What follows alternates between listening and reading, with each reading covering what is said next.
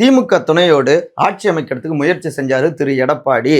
துரோகம் செய்யறாரு, அதனால தான் நாங்க அவருக்கு எதிராக அணி திரண்டிருக்கோம். நாங்க தான் ரியல் அதிமுக, நாங்கள் தாவேகாவுக்கு ஆதரவு தெரிவிக்கிறோம் அப்படின்னு முன்னாள் அமைச்சரான திரு சி.வி. சண்முகம், திரு எஸ்.பி. வேலுமணி அவங்களுடைய டீம் அறிவிச்சிருக்காங்க. ஆனா அப்படிலாம் கிடையாதுங்க, அது வதந்தி. இவங்க தாங்க முன்னாள் அமைச்சரான திரு செந்தில் பாலாஜி, அவர்கிட்ட அரை மணி நேரத்துக்கு மேல பேசிட்டு இருந்தாங்க. அப்ப அதுக்கு என்ன அர்த்தம்? அமைச்சர் பதவிக்காக தாவேகா ஆதரவுன்னு போயிருக்காங்க. தாவேகா நம்பிக்கை வாக்கெடுப்பின் போது தாவேகாவுக்கு எதிராக, இந்த ஆட்சிக்கு எதிராக நாங்க வாக்கு செலுத்துவோம், இதுதான் எங்களுடைய டீமுடைய முடிவு.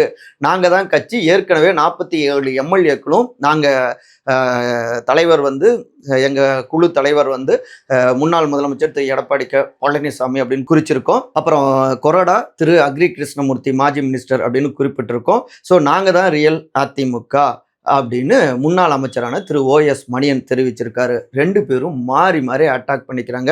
சிபிஎஸ் சைடில் 34 எம்எல்ஏக்கள் இருந்தாங்க அப்படின்னு சொல்றாங்க. ஆனா ஓஎஸ் மணியன் அவங்களோ எங்க சைடில் 26 எம்எல்ஏக்கள் இருக்காங்க அப்படிங்கிறாங்க. இப்போ இன்னொரு பக்கம் சிபிஎஸ் சைடில் 24 எம்எல்ஏக்கள் இருக்காங்க அப்படிங்கிறாங்க.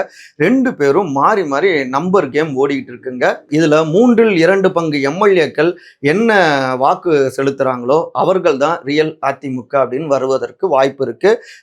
எல்லா அதிகாரமும் புதிய சபாநாயகரான திரு ஜே.சி.டி. பிரபாகர் அவர்களுடைய கையில தான் இருக்கு. நிறைய தகவல்கள் இருக்கு. இந்த லிங்கை கிளிக் பண்ணி பாருங்க.